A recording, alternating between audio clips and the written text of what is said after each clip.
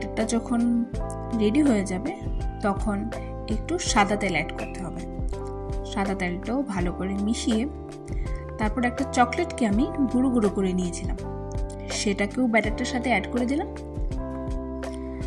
তারপর কেক মোল্ডে ভালো করে তেল লাগিয়ে ট্রান্সফার করলাম ব্যাটারটাকে কেক মোল্ডে। আরেকটা চকলেটকে ভালো করে গুঁড়ো করে ছড়িয়ে দিলাম কেক ব্যাটারটার উপরে। কেকটা বেক হতে আমার টাইম লেগেছিল প্রায় 2 ঘন্টার মতো।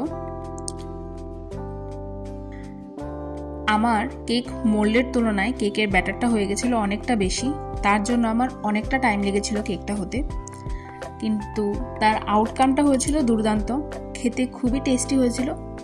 তো তোমরাও ট্রাই করো এবং আমাকে জানিও তোমাদের কীরকম লাগলো। তাহলে আজকে চললাম, টাটা।